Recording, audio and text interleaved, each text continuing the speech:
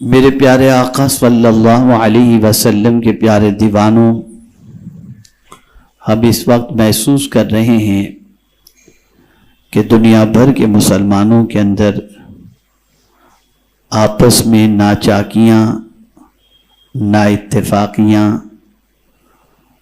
اور اسی کے ساتھ ساتھ ایک دوسرے کے حقوق کو سلب کرنے والی پوزیشن اور ایک دوسرے کا ساتھ نہ دینے کی سچویشن نمایاں طور پر اس وقت نظر آ رہی ہے۔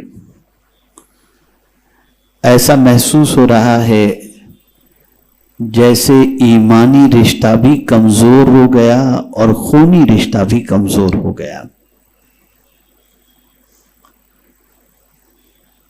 اس میں کوئی شک نہیں کہ نماز افضل العبادات ہے اور فرائض کی پابندی کے بعد نوافل کی کثرت کا اپنی جگہ پر مقام ہے۔ فرض روزوں کے علاوہ نفل روزے کا مقام ہے، زکوٰۃ کے علاوہ صدقہ و خیرات کا مقام ہے، لیکن اسی کے ساتھ ساتھ اللہ کے رسول صلی اللہ علیہ وسلم اپنے غلاموں کے درمیان آپسی محبت کے حوالے سے اور ایک دوسرے کی اعانت کرنے کے حوالے سے جو فرمایا ہے اسے آج اچھی طریقے سے ذہن میں محفوظ کر لیں، اور اس کے بعد پھر میں آپ سے یہ عرض کروں گا کہ 1500 سالہ جشن عید میلاد النبی صلی اللہ علیہ وسلم کس طریقے سے منائیں۔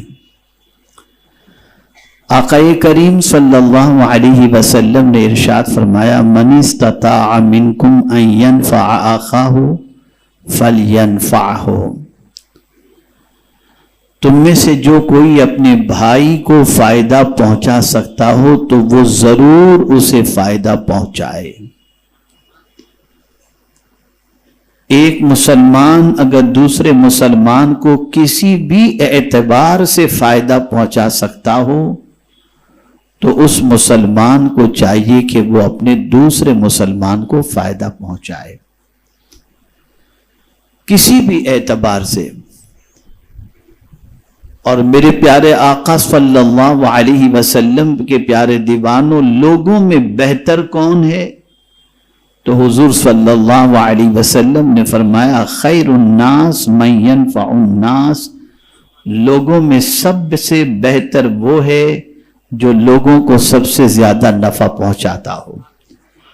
ایک بات واضح طور پر سمجھ میں آئی کہ ہم کسی کو نقصان پہنچانے کے لیے نہیں بلکہ نفع پہنچانے کے لیے، اور جس طریقے سے بھی ممکن ہو اپنے بھائی کو فائدہ پہنچانے کی ہم طاقت رکھتے ہوں تو ہمیں اپنے بھائی کو فائدہ پہنچانا چاہیے۔ میرے آقا صلی اللہ تعالی علیہ وسلم نے ارشاد فرمایا، المسلم اخو المسلم لا یظلمہ ولا یظلمہ۔ غور سے سنیے گا، من کان فی حاجت اخیہ کان اللہ فی حاجتہ، ومن فرج عن مسلم کربۃ فرج اللہ عنہ بہا کربۃ من کرب یوم القیامہ، ومن ستر مؤمنا ومن ستر مسلما سترہ اللہ یوم القیامہ۔ اس حدیث کو اس اینگل سے آپ سنیے، میں جس طریقے سے سمجھا رہا ہوں تصور ویسا بنا کر سنیے تو انشاءاللہ اس کا اثر آپ کے دل پر ہوگا۔ یہ کس نے فرمایا؟ حضور صلی اللہ علیہ وسلم۔ کس نے فرمایا؟ بولیے کون؟ حضور صلی اللہ علیہ وسلم، جن کی ہر بات وحی خدا ہوا کرتی ہے، جو اپنی مرضی سے کچھ کہتے ہی نہیں، وہی کہتے ہیں جو اللہ عز و جل فرماتا ہے، اور جن کی بات سے سچی بات انسانوں میں کسی اور کی ہو ہی نہیں سکتی، اور جو وہ کہہ دیں وہ 100% صحیح ہے۔ اس تصور کو ذہن میں رکھ کر کے آقا کریم صلی اللہ علیہ وسلم کی اس حدیث کو سنیے اور پھر محسوس کیجئے کہ اللہ عز و جل کے پیارے حبیب صلی اللہ علیہ وسلم کس حد تک ایک مسلمان کے فائدے کے پہنچانے کے سلسلے میں بشارت عطا فرماتے ہیں۔ آقائے کریم صلی اللہ علیہ وسلم نے فرمایا، مسلمان دوسرے مسلمان کا بھائی ہے، نہ اس پر ظلم کرتا ہے نہ اس کو ظالموں کے سپرد کرتا ہے۔ ایک مسلمان دوسرے مسلمان پر کبھی ظلم کر ہی نہیں سکتا۔ اگر مسلمان ہے، اور اسی کو حضور صلی اللہ علیہ وسلم نے ارشاد فرمایا، مسلمان وہ ہے جس کی زبان اور ہاتھ سے دوسرا مسلمان محفوظ رہے۔ اگر کسی کے ہاتھ اور زبان سے دوسرا مسلمان محفوظ نہیں، بھلے وہ اپنے آپ کو مسلمان کہے، نماز بھی پڑھتا ہو، روزے بھی رکھتا ہو، لیکن آقا کریم صلی اللہ علیہ وسلم نے صحیح معنوں میں مسلمان اسے کہا جس کی زبان اور ہاتھ سے دوسرا مسلمان سلامت رہے، محفوظ رہے، اس کی اذیتوں سے محفوظ رہے۔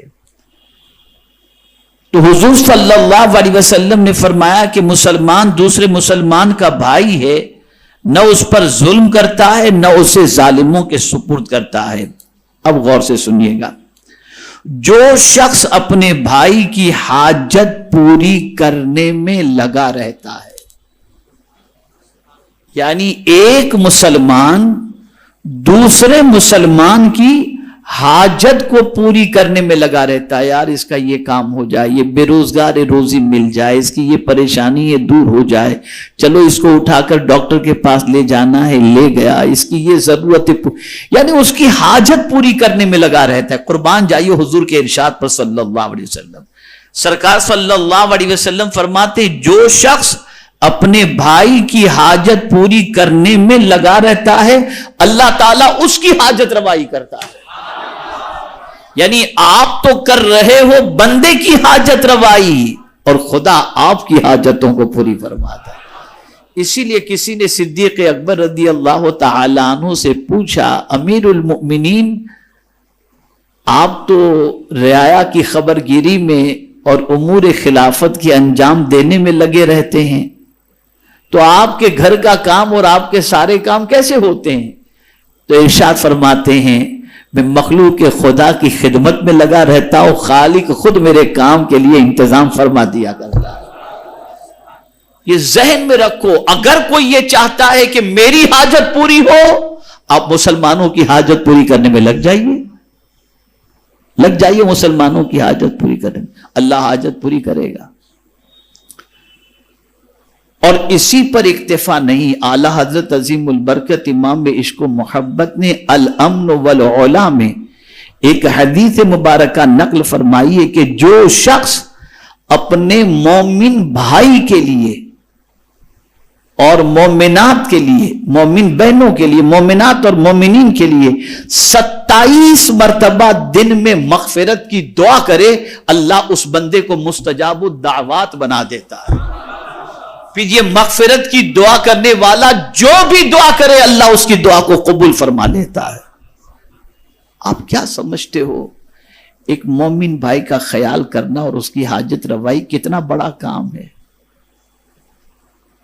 حدیث کے اس جملے پر توجہ فرمائے، جو اپنے بھائی کی حاجت روائی میں لگا رہتا، اللہ اس کی حاجت روائی فرما۔ یعنی کوئی معمولی کام ہم تو کریں گے تو کچھ نقص بھی رہ جائے گا، لیکن خدا جو کرے گا وہ اپنی شان کے مطابق فرمائے گا۔ آگے آقا کریم صلی اللہ علیہ وسلم نے فرمایا، جو کسی مسلمان سے اس کی ایک تکلیف دور کرتا ہے، جو کسی مسلمان سے اس کی ایک تکلیف دور کرتا ہے، اب وہ تکلیف کوئی بھی ہو، پیر میں کانٹا لگ گیا، آپ نے اس کا نکال دیا، ایک تکلیف دور ہوئی نا۔ اب سنیے حضور کیا فرماتے ہیں، جو کسی مسلمان سے اس کی ایک تکلیف دور کرتا ہے، اللہ تعالیٰ اس سے قیامت کی تکلیفوں میں سے ایک تکلیف دور فرما دیا کرتا ہے۔ کہاں یہاں کی تکلیف اور کہاں وہاں کی تکلیف۔ یہاں سے یہ بات سمجھ میں آئی، مسلمان کو نفع پہنچاؤ، خدا تمہیں نفع پہنچائے گا، اور مسلمان کی تکلیف دور کرو، خدا تمہاری تکلیف کو دور کر دے گا۔ یہ اللہ والے کرتے کیا ہیں؟ یہ اولیاء کرام کرتے کیا ہیں؟ یہی تو کرتے ہیں نا، یہی تو کرتے ہیں۔ اللہ ان کے درجات کو بلند فرماتا ہے۔ اسی کے ساتھ ساتھ آقا کریم صلی اللہ علیہ وسلم نے ارشاد فرمایا، جو شخص کسی مسلمان کی پردہ پوشی کرتا ہے اللہ تعالیٰ قیامت کے دن اس کی پردہ پوشی فرمائے گا۔ یعنی اگر کوئی مسلمان کسی مسلمان کے عیب کو چھپاتا ہے تو ایک انسان ہو کر جب انسان کے عیب کو چھپاتا ہے تو میرا مولا بھی عیب چھپانے والے کے عیب کو قیامت کے دن چھپا دے گا۔ ہم میں کا کون ہے جو عیب دار نہ ہو؟ آج کل تو کیا ہے، عیب تلاش بھی کیے جاتے ہیں اور تلاش کر کے چھپائے نہیں جاتے، چھپائے جاتے ہیں۔ یہ سچویشن ہو گئی۔ یہ سب کہاں سے ہم نے سیکھا ہے ہم کو نہیں معلوم۔ میرے پیارے آقا صلی اللہ تعالی علیہ وسلم کے پیارے دیوانوں، اسی کے ساتھ ساتھ ایک مومن کا تعلق دوسرے مومن کے ساتھ کیسا ہونا چاہیے، حضور صلی اللہ علیہ وسلم نے اس کے بارے میں ارشاد فرمایا۔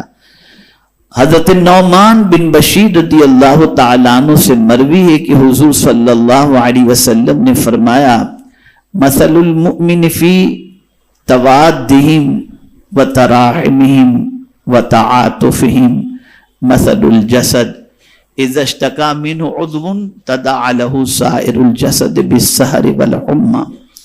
مسلمانوں کی ایک دوسرے سے محبت، ایک دوسرے کے ساتھ رحم دلی اور ایک دوسرے کی طرف التفات و تعاون کرنے کی مثال، ایگزامپل، حضور صلی اللہ علیہ وسلم مثال بیان کرتے ہیں۔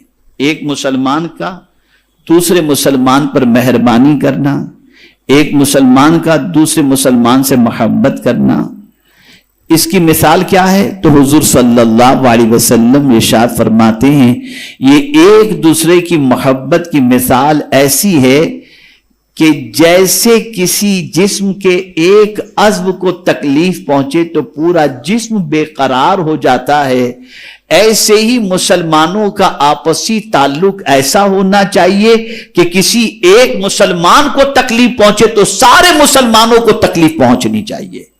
یعنی سارے مسلمان ایک جسم کی طرح ہیں، ایک جسم کی طرح۔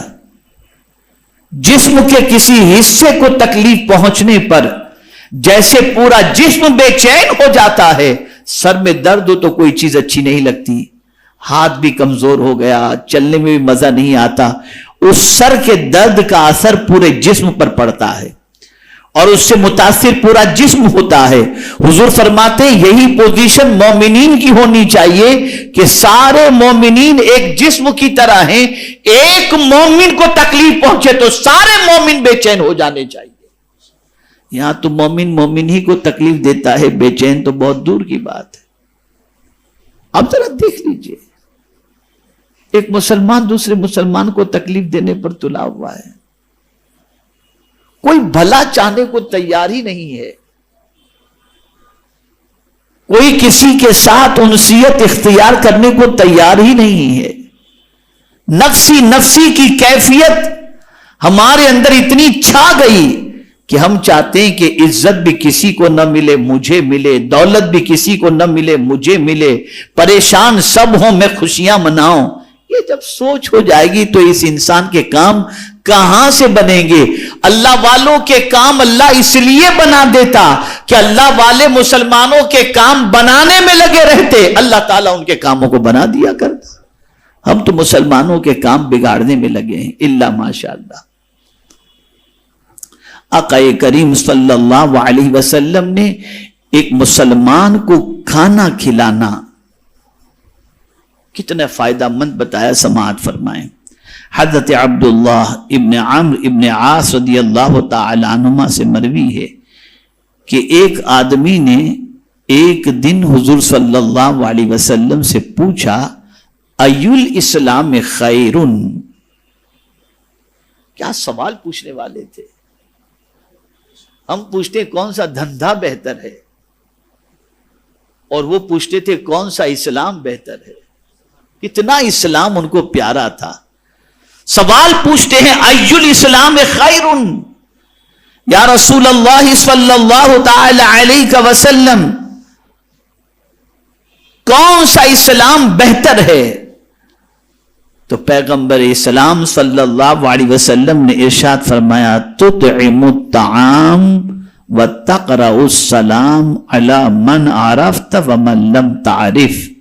حضور صلی اللہ علیہ وسلم ارشاد فرماتے ہیں، بخاری شریف کی حدیث ہے، آقا کریم صلی اللہ علیہ وسلم نے فرمایا تم کھانا کھلاؤ اور جس کو پہچانو اس کو بھی، اور جس کو نہ پہچانو اس کو بھی، الغرض سب کو سلام کرو. یعنی تمہیں کوئی بھی مسلمان نظر آئے تم اس کو پہچانتے ہو یا نہیں پہچانتے ہو، لگ رہا ہے یہ مسلمان غلام رسول، سلام کرو. حضور فرماتے ہیں یہ سب سے بہتر اسلام ہے. کھانا کھلانا اور سلام کرنا، یہ سرکار صلی اللہ علیہ وسلم فرماتے ہیں یہ اسلام بہتر ہے. اس لیے آپ تاریخ اٹھا کر کے دیکھیں تو کھانا کھلانے کا مسئلہ جو ہے نا، یہ تقریباً انبیاء کرام علیہم الصلاۃ والسلام کی عادت اور اولیاء کرام علیہم الرضوان کی عادت رہی. آج کھانا کھلانا بوجھ پڑتا ہے، ارے یار دعوت یہ انتظام، کھلاؤ، کھانا کھلاؤ. سیدنا غوث پاک رضی اللہ المولا تبارک و تعالی عنہ فرماتے ہیں میں نے اعمال کے دفتر کو کھنگال کر کے دیکھا کہ کون سا عمل فرائض کے بعد اللہ کو سب سے زیادہ پسند ہے، تو میں نے دیکھا کہ بھوکے کو کھانا کھلانا یہ عمل اللہ کو سب سے زیادہ پسند ہے. اور اگر کوئی یہ سوچے کہ کھلانے سے کم ہوگا تو میرا یہ جملہ زندگی بھر یاد رکھنا، جو لوگوں کو کھلاتا ہے اللہ اسے کبھی بھوکا نہیں رکھتا. یہ یاد رکھنا، جو لوگوں کو کھلاتا ہے اللہ اسے کبھی بھوکا نہیں رکھتا. حضور فرماتے گن گن کے مت دو، بے حساب دو، خدا تمہیں بے حساب عطا فرمائے گا. نیکیوں کو چھپانے کا حکم تو ہے، کبھی کبھی ترغیب کے لیے کہہ دینا چاہیے، کبھی کبھی ترغیب کے لیے، تاکہ لوگوں کے اندر اس کی رغبت پیدا ہو. الحمدللہ رب کی توفیق سے، اس کی عطا سے، اس کے حبیب صلی اللہ علیہ وسلم کے کرم سے فقیر کا یہ معمول ہے کہ روزانہ کم سے کم 7 فقیروں کو کھانا کھلاتا ہوں. اور ایک طویل عرصے سے میری عادت ہے الحمدللہ جمعۃ المبارکہ کو 10 15 20 جتنے بھی لوگ ادھر ادھر سے دوست احباب متعلقین آتے ہیں کھانا کھلانے کی کوشش. کھانا میں نہیں کھلاتا، کھلاتا خدا ہے. حقیقی معنوں میں کھلانے والا وہی ہے. لیکن میں آپ کو یقین کے ساتھ کہتا ہوں کہ رب قدیر جل جلالہ اس کا صلہ اتنا عطا کرتا ہے دونوں جہاں میں کہ جس کی کوئی انتہا نہیں. کھلاؤ. اور ہمارے یہاں کھلاتے ہیں، ایسا نہیں سب کھلاتے ہیں، بتاتا ہوں سب کھلاتے ہیں، صرف رمضان میں سب کچھ نہ کچھ لے کے آئیں گے، میرے کھجور سے افطار کر لو، ارے یار میرے کھجور سے افطار کر لو. تو کھلانا صرف رمضان ہی کے لیے نہیں ہے، اس کے علاوہ بھی کھلاؤ. اور ایک روز میں ایئرپورٹ سے آ رہا تھا، میرا خیال ہے اس طرف سے جو ہے وہ گرانڈ روڈ کی سائڈ سے اس طرف سے میں آ رہا تھا، صبح کا وقت تھا. ایک لمبی قطار میں نے دیکھی مزدوروں کی، اور پھر اینڈ کے اندر میں نے دیکھا کہ کوئی صاحب جو ہے وہ وڑا پاؤں یا پتہ نہیں کیا کیا چیزیں تھیں اس کے اندر، ہر ایک کو پلیٹ اٹھا اٹھا کر کے دے رہے تھے. میں نے کہا یہ بندہ اتنے لوگوں کو صبح صبح کھلاتا ہے، میرا رب اس سے کتنا راضی ہوتا ہوگا۔ اور میں ایک شخص کو جانتا بھی ہوں جس کے بارے میں مجھے معلوم نہیں تھا، لیکن ایک دن نشست میں اس نے مجھ سے بتایا، بیٹھے ہوئے تھے تو بولے حضرت روز کے الحمدللہ 60-70 آدمیوں کو ناشتہ کراتا ہوں اللہ کے فضل و کرم سے، اور میرے استاد گرامی جو اس مسجد کے امام ہیں الحمدللہ، ان کی عادت یہ رہی کہ صبح فجر کی نماز کے بعد اس وقت تک چائے نہیں پیتے تھے جب تک کہ 10 لوگوں کو چائے نہ پلا دیں۔ تو یہ سب فن سیکھو، یہ سب فن سیکھو، اسے حضور نے بہتر فرمایا۔ اور ہمارے یہاں بعض لوگ تو سلام کرنا بھی شان کی توہین، اپنی توہین سمجھتے ہیں، شان کے خلاف سمجھتے ہیں، میں اور پہلے سلام کروں، انا للہ و انا الیہ راجعون۔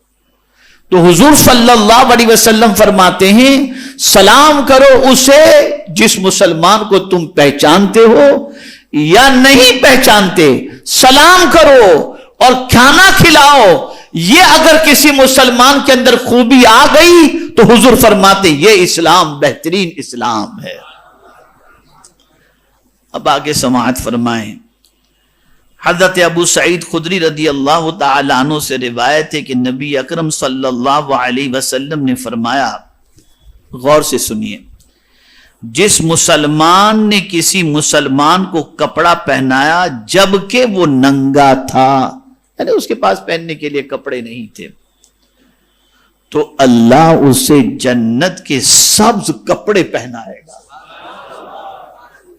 ہم یہ سمجھتے ہیں کہ ننگے کو کپڑے پہنا کر، توجہ چاہوں گا جملے پر، آج کے بعد اپنی سوچ درست کر لو، ہم یہ سمجھتے ہیں کسی ننگے کو کپڑے پہنا کر ہم نے اس پر احسان کیا، نہیں، اس ننگے کا ہم پر احسان کہ اس نے ہمارا کپڑا قبول کر لیا، جس کے عوض میں اللہ ہمیں جنت کا لباس عطا فرمائے گا۔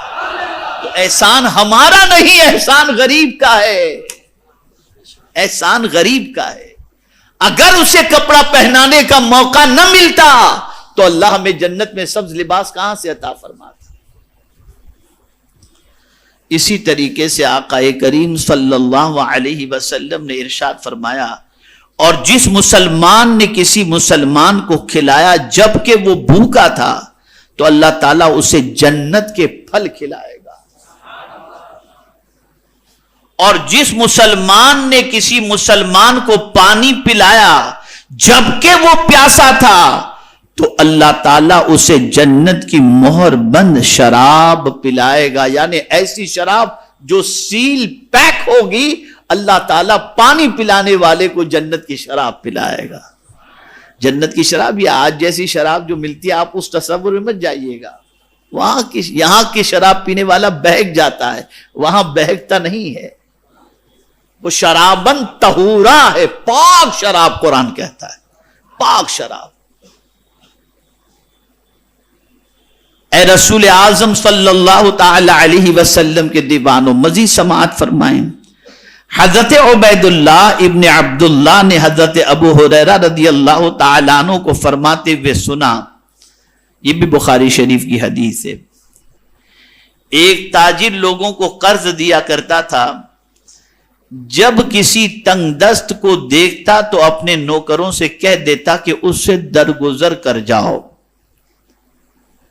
یعنی کسی کو قرض دیا، اب وہ قرض لینے والا جس پر قرض ہے، جو مقروض ہے، وہ گزرتا تو وہ تاجر جس نے قرض دیا تھا نا، وہ اپنے نوکروں سے کہتا اس کو سختی مت کرنا، جانے دو، لینے جانے دو، اس کو درگزر کرو، تھوڑا سا لیٹ گو کرو۔ یعنی کیا ہوتا ہے، چائے سے زیادہ پیالے گرم ہوتے ہیں نا، چائے سے زیادہ پیالے گرم ہوتے ہیں۔ سیٹ کچھ نہیں کہتا، ابھی تک پیسے نہیں دیا تو نے، کہاں جا رہا ہے، تاکہ سیٹ خوش ہو جائے۔ لیکن وہ تاجر کتنا عقل مند تھا، تاجر اپنے نوکر سے کہہ رہا ہے کہ جس کو ہم نے قرض دیا ہے وہ اگر گزرے تو اس کو نظر انداز کرو، یعنی پکڑنا نہیں، سختی مت کرنا، یہ نہیں۔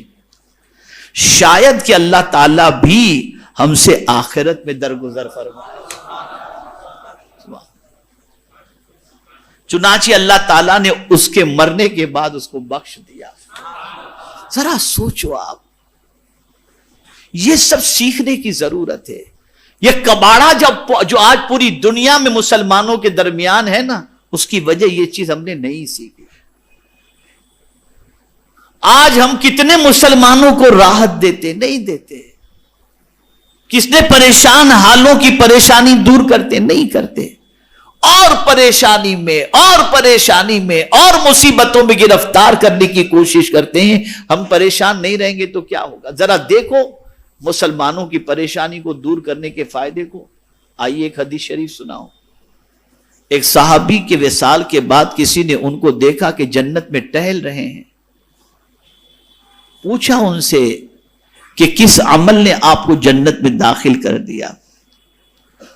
انہوں نے فرمایا کہ ایسا تھا کہ لوگ نماز کے لیے ایک راستے سے جاتے تھے، وہاں ایک کانٹے دار درخت تھا، وہ کانٹے دار درخت کی وجہ سے آنے جانے والوں کو تکلیف پہنچتی تھی، ان کا کپڑا اس کانٹے دار درخت سے الجھ جاتا تھا، تو مسلمانوں کو تکلیف نہ ہو، میں نے یہ تکلیف دینے والے کانٹے دار درخت کو وہاں سے ہٹا دیا، بس میرے اللہ کو یہی ادا پسند آ گئی اور اس وجہ سے اللہ نے مجھے بخش دیا۔ یہاں تو کانٹے بچھائے جاتے، ہٹائے نہیں جاتے۔ کیا کیا جائے؟ کانٹے بچھائے جاتے۔ میرے پیارے آقا صلی اللہ تعالی علیہ وسلم کے پیارے دیوانوں، حضرت عبداللہ ابن عباس رضی اللہ تعالی عنہما مسجد نبوی شریف میں ماہ رمضان المبارک میں اعتکاف کے اندر تھے۔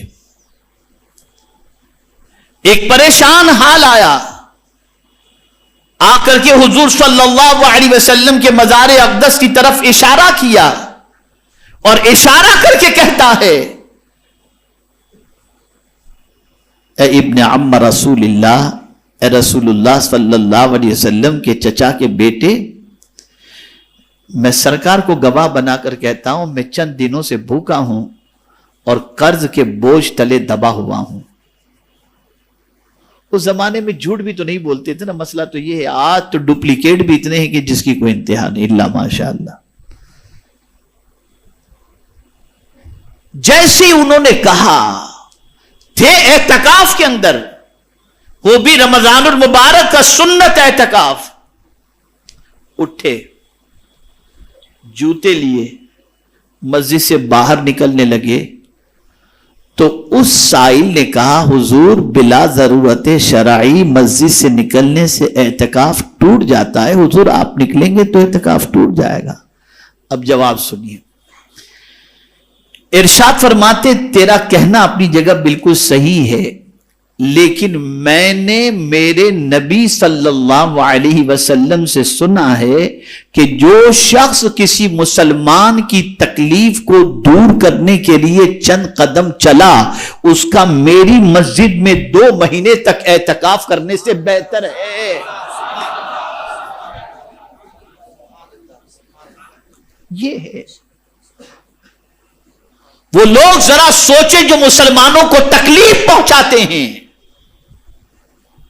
وہ لوگ سوچیں جو مسلمانوں کی آبرو پر ہاتھ ڈالتے ہیں، وہ لوگ ذرا سوچیں جو مسلمانوں کے مالوں پر ہاتھ ڈالتے ہیں، وہ لوگ ذرا سوچیں جو مسلمانوں کو اذیت پہنچاتے ہیں، وہ لوگ ذرا سوچیں جو مسلمانوں سے سلام کلام ترک کرتے ہیں، اور وہ لوگ ذرا سوچیں جو مسلمانوں کے راہوں کے اندر کانٹے بچھاتے ہیں، ان کا انجام کیا ہوگا۔ اب یہاں تک عرض کرنے کے بعد اب میں آپ سے جو گزارش کرنا چاہوں گا، اور بھی بہت ساری حدیثیں میری نگاہوں کے سامنے ہیں، لیکن اتنا وقت نہیں کہ میں ان احادیث کو آپ کے سامنے پیش کروں۔ دماغ اور سوچ کو سنوارنے کے لیے اتنی احادیث پر بھی اگر آپ نے اور ہم نے عمل کیا تو یہ کافی ہے۔ اب یہ احادیث بیان کرنے کی وجہ کیا ہے؟ 1500 سالہ آقا کریم صلی اللہ علیہ وسلم کے میلاد منانے کا پوری دنیا کے اندر ایک عظیم جذبہ پایا جا رہا ہے، بہت اچھا ہے، اور میں بتاؤں گا انشاءاللہ زندگی رہی تو کہ جشن عید میلاد النبی صلی اللہ علیہ وسلم منانا اور اس میں خوشیوں کا اظہار کرنا یہ قرآن سے ثابت ہے. بتاؤں گا میں انشاءاللہ. لیکن آج مجھے بتانا ہے کہ آپ جشن عید میلاد النبی صلی اللہ علیہ وسلم کس طرح مناؤ. سرکار صلی اللہ علیہ وسلم جب فرش گیتی پر تشریف لائے، ولادت ہوئی، تو ابو لہب نے سویبہ کو آزاد کیا. ابو لہب کون تھا؟ حضور کا چچا. اسے اطلاع دی گئی کہ تمہارے بھائی عبداللہ کے گھر محمد نام کے بیٹے کا جنم ہوا ہے. ابو لہب نے جس لونڈی نے خبر دی تھی اسے آزاد کر دیا. ابو لہب کے مرنے کے بعد حضرت عباس رضی اللہ تعالیٰ عنہ نے خواب میں دیکھا ابو لہب کو، جس کی مذمت میں اتنا بڑا وہ کافر تھا جس کی کوئی انتہا نہیں تھا، حضور کا چچا، لیکن اتنا بڑا کافر تھا کہ اس کی مذمت پہ پوری سورت قرآن شریف میں نازل ہوئی. لیکن ابو لہب کے بھائی حضرت عباس رضی اللہ تعالیٰ عنہ نے جب خواب میں دیکھا تو ابو لہب کو برے حال میں دیکھا. پوچھا کیا حال ہے؟ کہا تم لوگوں سے بکھر کر جدا ہو کر کوئی اچھی حالت میں نہیں، البتہ مجھے پیر کے دن عذاب کے اندر راحت دی جاتی ہے، اس لیے کہ محمد کی خوشی میں نے سویبہ کو آزاد کر دیا.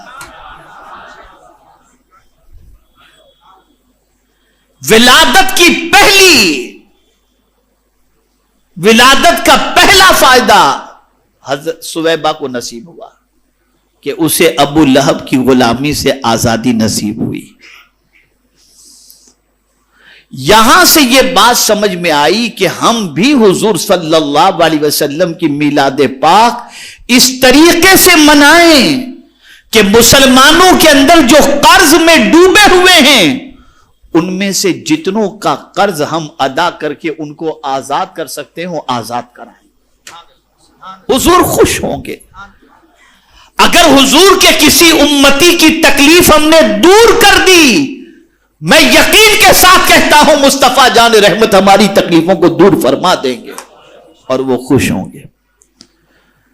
تو پہلا کام تلاش کرو کون قرض کے بوجھ تلے دبا ہوا ہے، اپنی اپنی بساط کے مطابق کرو کوشش.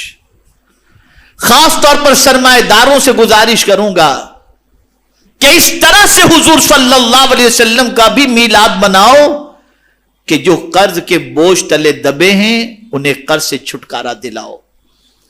جو بے روزگار ہیں ان کے لیے اسباب رزق مہیا کرو.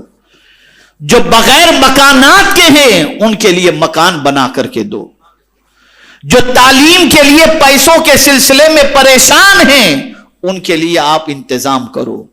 جو علاج و معالجے کے لیے رقم کے ضرورت مند ہیں آپ اس کا انتظام کرو. مطلب یہ ہے کہ اس طرح سے سرکار کی آمد کی خوشی مناؤ کہ حضور کی امت کی جتنی تکلیفیں دور کر سکتے ہو اتنی تکلیف دور کرو، حضور خوش ہو جائیں گے اس سے انشاءاللہ.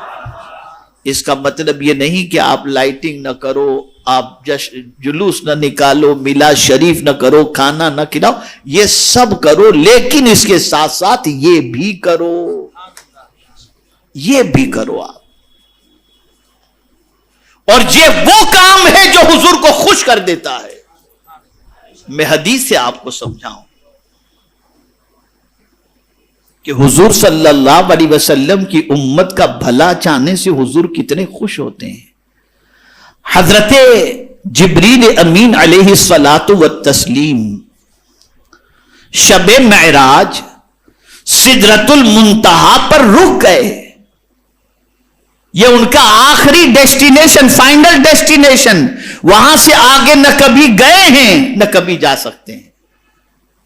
سرکار نے فرمایا حل لک حاجت یا جبریل، اے جبریل کو نہیں تیری کوئی تمنا ہے تو بیان کر. میں آپ سے ایک سوال پوچھتا ہوں، ایسا غریب فاقہ مست انسان جو کبھی اجمیر بھی جانے کی طاقت نہ رکھتا ہو اور اس سے اگر کوئی ایسا کہہ دے کہ تمہیں کہیں جانا ہو تو کوئی تمنا ہو تو بیان کرو، وہ ڈر ڈر کے سوچ سوچ کے پھر کہہ دے گا مجھے مدینہ جانا ہے نا، مدینہ جانا۔ تو جو جہاں نہیں گیا وہاں جانے کی آرزو بیان کرے گا۔ اب حضور صلی اللہ علیہ وسلم لامکاں کی سیر کو جا رہے ہیں، جبریل نے سب کچھ دیکھ لیا لیکن لامکاں کی سیر نہیں کی۔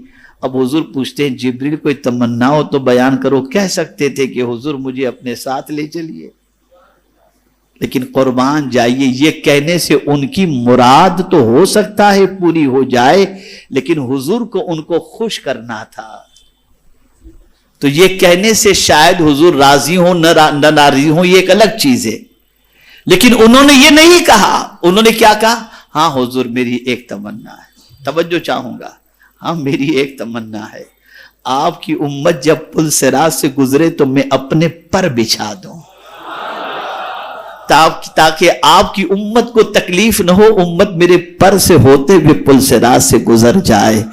اے جبریل تمہیں یہ شعور کس نے دیا؟ تو جواب ملے گا ہم نے ولادت کے وقت حضور کو دیکھا کہ حضور تشریف لائے تو امت ہی کی فکر حضور کو ستا رہی تھی، تو اب حضور کو خوش کرنا ہے تو حضور کی امت کا بھلا چاہو، حضور راضی ہو جائیں گے۔ یہ شعور تھا ان کے اندر۔ یہاں تکلیف پہنچا کر کے آدمی سمجھتا ہے کہ حضور خوش ہوئے، سلام تک نہیں کرتے۔ بعض ایسے نکلو ادھر راستے سے تو وہ سنی بھی سمجھنے کو تیار نہیں، سلام بھی نہیں کر، سمجھتے ہیں اس سے حضور خوش ہو جائے گے۔ العیاذ باللہ، پتہ نہیں کہاں سے سیکھا ان لوگوں نے اور کیا سیکھا ہے۔ تو کہنے کا مقصد یہ ہے کہ اللہ کے رسول صلی اللہ علیہ وسلم کو راضی کرنا ہے تو حضور کی امت کا بھلا چاہو، خوب شان و شوکت کے ساتھ، بہت اچھی طریقے سے، فل اہتمام کے ساتھ میرے آقا صلی اللہ علیہ وسلم کی میلاد پاک کی خوشی مناؤ، اچھی طریقے سے سجاؤ، لباس زیب تن کرو، لیکن اللہ نے بے پناہ دولت دی ہے تو میری گزارش ہے غریبوں کو غربت سے چھٹکارا دلاؤ، مقروض کو قرض سے چھٹکارا دلاؤ، بغیر تعلیم کی زندگی گزارنے والوں کے لیے تعلیم کا انتظام کرو، علاج و معالجے کے لیے پریشان لوگوں کے لیے علاج و معالجے کا انتظام کرو، نیت ایک ہی رکھو، حضور آپ راضی ہو جائیں، بس آپ راضی ہو۔ میں امید کرتا ہوں کہ انشاءاللہ دنیا میں جہاں کہیں بھی لوگ میری اس آواز کو سن رہے ہوں گے اور اللہ نے انہیں نوازا ہے تو وہ اپنی بساط بھر میں کوانٹٹی نہیں بتاتا، 15 گھر بنا دینا، 20 گھر بنا دینا، لیکن جس کی جتنی تعداد اور جتنی کیپیسٹی ہو وہ بنائے، اس کو وہ کرے، بنائے گھر۔ لو میرے آقا کی میلاد کی خوشی میں یہ گھر تم کو میں تحفے میں دے رہا ہوں۔ جو مقروض ہے انہیں کہے، یہ کہہ کر دے کہ یہ سب کچھ میرے آقا کی میلاد کی 1500 سالہ میلاد کی خوشی میں کر رہا ہوں۔ میں یہ نہیں کہتا کہ مسجد نہ بناؤ، یہ نہ بناؤ، وہ نہ بناؤ، لیکن میں اتنا ضرور کہوں گا کہ حضور کو خوش کرنا ہے تو یہ بہت بڑا عمل ہے، اس کی طرف توجہ دو۔ اور یہ بھی نہیں کہتا کہ آپ پیسہ سنی دعوت اسلامی کو دو، سنی دعوت اسلامی گھر بنائے گی، نہیں، میں آپ سے کہتا ہوں آپ خود اپنا گروپ بناؤ اور اپنے اعتبار سے آپ پورے گروپ والے مل کر کے کام کرو۔ اگر مدد کی ضرورت یا رہنمائی کی ضرورت پڑی تو ہم آپ کے لیے حاضر ہیں، لیکن ہم یہ نہیں کہتے کہ آپ ہم کو پیسہ دو ہم کریں گے، آپ کرانا چاہیں الگ چیز ہے، لیکن میری گزارش یہ ہے کہ آپ خود اپنے ہاتھوں سے یہ کام انجام دینے کی کوشش کرو۔ اگر رکاوٹ ہو تو ہم حاضر ہیں، انشاءاللہ آپ دیکھیں گے کہ جب بے گھر انسان کے ہاتھ میں جب گھر کی چابی دیں گے نا، خدا کی قسم اس کے دل سے جو دعا نکلے گی نا، اس دعا سے اللہ اور اس کے رسول اتنے راضی ہوں گے جس کی کوئی انتہا نہیں۔ جو قرض کے بوجھ تلے رات و دن سو نہیں پا رہا اور خودکشی کے دروازے تک پہنچ چکا ہے، جب اس کے قرض کا ذمہ آپ اپنے سر لے لیں گے اور اس کا قرض ادا کر دیں گے اور تاکید کر دیں گے کہ آئندہ یہ چکر میں نہ پڑنا، آپ دیکھیں جب وہ جائے گا اور جس رات وہ سکون سے سوئے گا، حضور صلی اللہ علیہ وسلم کے صدقے میں اللہ آپ کو سکون کی دولت سے مالا مال فرما دے گا۔ یہ سب کام کریں۔ اللہ عز و جل آقا کریم رؤوف الرحیم علیہ التحیۃ والتسلیم کے صدقہ و طفیل مجھے آپ کو سب کو 1500 साला जश्न मिलाद मुस्तफ़ा सल्लल्लाहु अलैहि वसल्लम शरीयत के हुदूद में रहते हुए कुरान और सुन्नत की रोशनी में अल्लाह के रसूल सल्लल्लाहु अलैहि वसल्लम की तालीमात पर अमल करते हुए हमें मनाने की तौफीक अता फरमाए। और मेरे प्यारे आका सल्लल्लाहु अलैहि वसल्लम के प्यारे दीवानों, गुलदस्ते सीरतुन नबी सल्लल्लाहु अलैहि वसल्लम के जरिए जो इनामी मुकाबले में हिस्सा लेना चाहते हैं, मुझे बड़ी खुशी है कि अल्हम्दुलिल्लाह हजारों की तादाद में लोगों ने किताबें ली हैं और मजीद किताब की डिमांड की वजह से मजीद किताबें छपवाई जा रही हैं। और इसी के साथ साथ अल्हम्दुलिल्लाह रब्बिल आलमीन लोग दिलचस्पी के साथ इसके मुताले को शुरू कर चुके हैं। मुझे बड़ी मसरत हो रही है कि अल्हम्दुलिल्लाह जो कभी हुजूर की जिंदगी नहीं पढ़ते थे, अब सुबह शाम हुजूर की जिंदगी पढ़ रहे हैं। सुबह शाम हुजूर की जिंदगी, इससे बढ़कर के जरा पढ़ो मेरे आका को। खुदा की कसम मेरे आका जैसा कोई है ही नहीं, उनके जैसा कोई नहीं है। पढ़ो। बस एक आखिरी बात अर्ज कर दूं, हजरत सुहैब रूमी रदी अल्लाह ताला अन्हु जलील कद्र सहाबी, बेहतरीन ताजिर थे। मक्के में बहुत बड़ी तिजारत थी उनकी। रसूल आजम सल्लल्लाहु अलैहि वसल्लम सहाबा के साथ हिजरत फरमाकर जब मदीने मुनव्वरा तशरीफ ले गए तो हजरत सुहैब के कारोबार के फैले होने की वजह से वो वहीं पर थे। सब चले गए, वो वहीं पर थे। कुछ दिनों के बाद हुजूर के दीदार के लिए बेचैन थे और दिल में बार बार ये ख्याल आता था, यार मैं तिजारत की गरज से यहां बैठा हूं, हुजूर का दीदार नहीं कर पा रहा हूं, सरकार की बारगाह में हाजिरी नहीं हो रही है, हुजूर की ज़ियारत से मैं महरूम हूं। बस एक दिन ख्याल आया कि ऐसी दौलत क्या काम की जो हुजूर की बारगाह तक न पहुंचा सके। बस उन्होंने मन बनाया, सारी दौलत समेटी उन्होंने और फिर उसके बाद लेकर मदीने की तरफ जाने का इरादा किया। जब मक्के वालों को पता चला कि सुहैब भी हिजरत कर रहे हैं तो घबरा गए, इसलिए कि हजरत सुहैब के पास माल बहुत ज्यादा था। तो उन्होंने सोचा कि सुहैब ये माल लेकर के हुजूर के पास पहुंचेंगे तो हुजूर सल्लल्लाहु अलैहि वसल्लम को मजबूती मिलेगी और फिर हमारा मुकाबला करने में उनको आसानी हो जाएगी। तो सुहैब कैसे भी करके मदीने न पहुंच सके। तो सुहैब तो रवाना हो गए थे। हजरत सुहैब रदी अल्लाह ताला अन्हु उन्होंने रास्ते में पकड़ लिया। सुहैब कहाँ जा रहे हो? मदीने जा रहा हूं। क्या सारा माल लेके जा रहे हो? कहा हाँ। कहा हम तुम्हें जाने नहीं देंगे।